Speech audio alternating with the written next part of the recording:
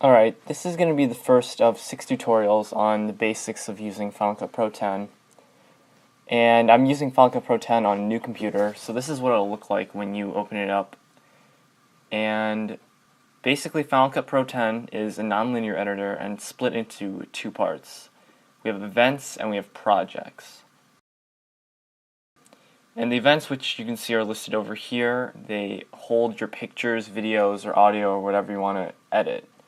So I'm just going to import something here. And here's a jump drive, and I'm just going to import this picture. And I'm going to import a news intro right here. And also, before you import, you can scrub through the footage and play it back to make sure that this is the clip that you need.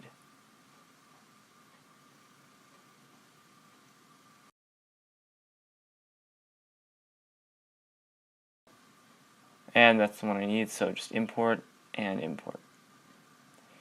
And you can see that now that picture and that intro are in this event, and they're listed by date of when they were created. So the second part of Final Cut Pro that you should know is projects. And projects are basically where you put your footage and edit it. So I'm going to go ahead and create a new project and call it tutorial project. And you'll notice that when you made the project, it links it to a certain event. So by default, it was this event. And I'm just going to import this video, and you can see it's down in the timeline, and I can scrub through it. I can drop this picture on top of it, and it'll appear on top of the video. So now that we have our footage in the timeline, we need to be able to change its properties so we can edit it.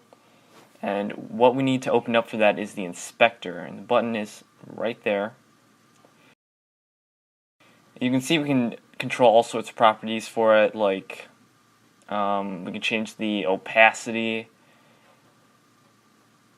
or we could crop it if you wanted to. We can change the transform, so we could rotate it, scale it, and we could rotate it if you wanted to for some reason. And this is basically where you're going to make all your changes to any effects or any of the properties of the footage. So what about the effects? Well, the effects button is right here. And this has a bunch of filters and effects, anything you basically want to use for footage or audio. You can scrub over it, and you can see a preview of it. And when you find the one you want, just drag it onto your clip, and you can see now it's been applied to the clip. This one's black and white filter, so. And in the inspector, we have the effect right here, and you can change the properties for it. So we can change the amount, brightness, and any other properties for other effects. And for now, I'm just going to disable it by clicking this blue rectangle. So what about the transitions? The transitions are right here, this box. And I'm just going to duplicate this clip so I can actually show a transition. You can scrub over it and see what the transition looks like. Just drag the transition you want in between the clips. And there'll be a warning, just ignore that and say create transition. And delete that. And when I play through,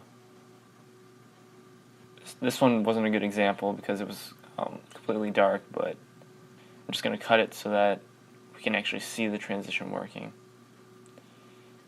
And there we go. But this wasn't the best example, but you probably get the idea. So to recap, we have the events, which hold all your footage and your images that you want to edit. We have the project and the timeline, which is where you make your edits. The inspector up here is where you can change all the properties for your effects and footage.